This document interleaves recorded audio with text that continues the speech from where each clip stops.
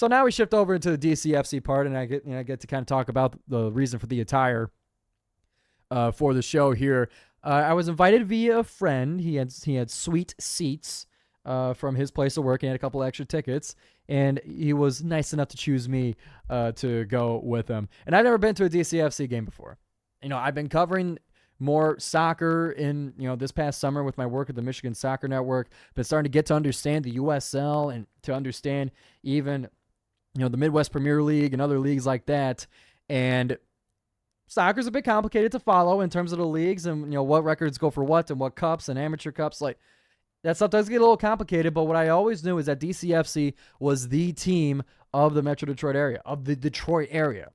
I knew that was the case. Neil Rule, a good friend of the program, and he's been the play-by-play voice of DCFC for around 10 years. Got to say what's up to him after the game, and to see the high about the highest level outside of MLS.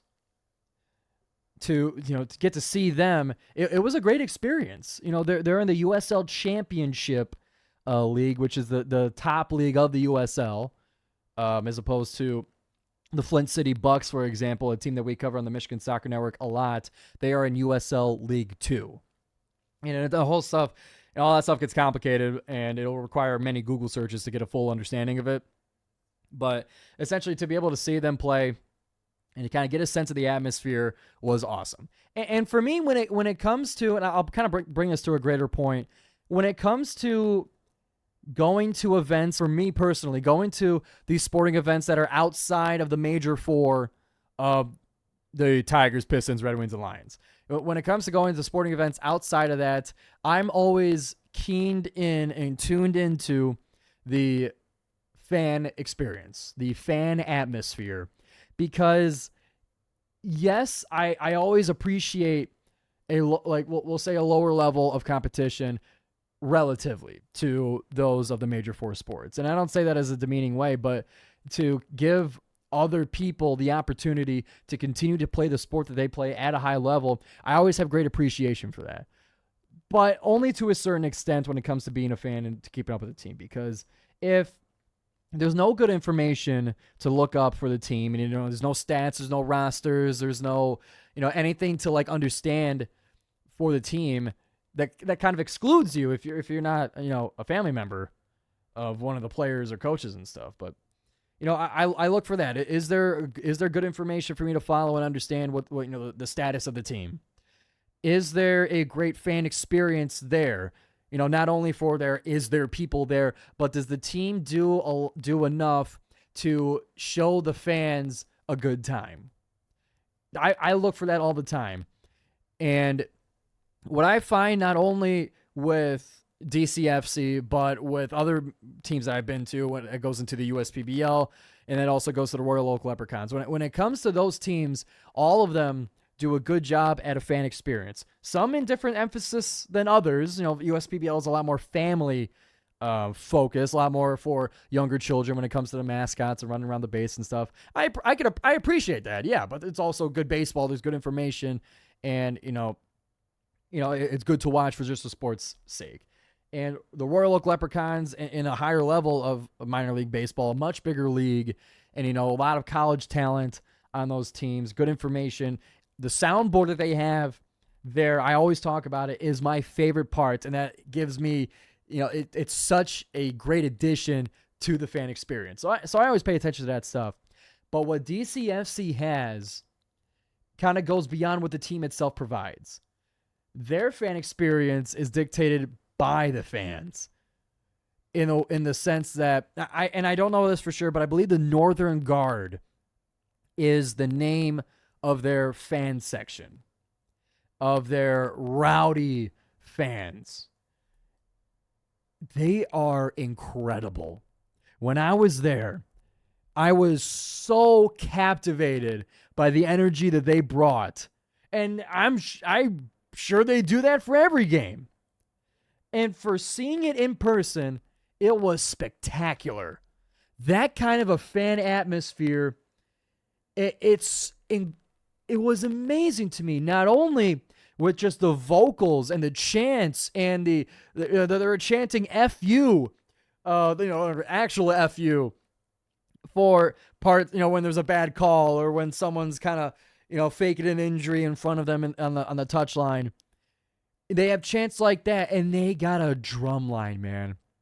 I don't know what it is with a drum line, but it's such a primal instinct to be totally captivated by the rhythm of the beat and your heartbeat kind of matching it and you getting that same energy. I'm sure there is kind of like a human instinct to respond to that kind of a rhythm. But my God, it was putting my heart rate at the same rhythm. I was into it. You can tell when the big moments were happening just by the sound that they were making, by the excitement and volume. I was so captivated by that throughout the entire match. That's an incredible atmosphere, and it's dictated by the fans. It's not like, funny sound effects by the PA announcer or stuff like that. PA does a good job. Soccer is not a whole lot of PA to do aside from substitutions, but man, it was just awesome to see the crowd and what they do. And what's even better for me, so this one kind of goes into the team itself as an organization, gearing it towards the fans. So that kind of atmosphere is not for everybody. I understand that. That atmosphere is for those like me. That I would, that is my style of going to games, if appropriate. To be loud and chanting and excited and trying to get yourself involved in the game. That's a crowd, especially in those kind of lower level teams where it's a lot more local and, interactive in that sense. You as a crowd member are part of the game. You are. Same thing in Oakland. You're close enough to all the action to where you're involved in the game. And I kind of like that for those kind of sports as well. It reminds me of a bit of an Oakland atmosphere. But what the team does for those who aren't into that, who aren't into the big chanting and shouting and drum beating and horn sounding, you can buy tickets in a section that, it's a regular fan section. Not a whole lot of loudness and stuff. But you can buy tickets specifically to be in that loud part of the crowd, where the expectation is that you are cheering and that you are going crazy and that you are getting involved in the game and bringing the energy up in the stadium. You are expected and allowed and welcomed to be a crazy fan. That is what I love. It accommodates both those who like it, who like having kind of a quiet and just watching the game, and those who want to get wild. I want to get wild. And that's something that speaks to me almost directly. I love that about the team. I love that they do that. That's the kind of fan atmosphere that I always look for these for these kind of lower level non-major 4 sports teams. What an amazing addition, man. I was just so impressed with all that I saw. Even the food trucks, it was a great variety of selection. Hamtramck is a very ethnic community of those more of Arab descent. It's great history there, and all kinds of different food. I went. It was called Waka. It was a yellow food truck that served East African cuisine. I had chicken chapati. I never knew what a chapati was, but it was amazing. And I wouldn't get to know what that was like unless I went to a DCFC game where it's a very strong ethnic community, of all kinds. It's just, so to kind of wrap it up and put a bow on this, is I was very impressed with the crowd. I was impressed with the match itself. We didn't get the win, but that's high level soccer. And I was just impressed overall with my experience there. And I'm damn sure I'll be going to another game before the season's end, because I know they got a whole lot coming up in the month of August. So you guys will see me in Hamtramck at one point or another throughout the rest of this USL Championship season to cheer on DCFC.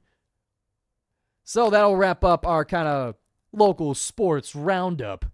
Here on the GioMoShow, we'll be going now into the Olympics. Now, instead of Oakland sports, we go way beyond. We go global. Talking about the 2024 Paris Olympics. Coming up next on the GioMoShow.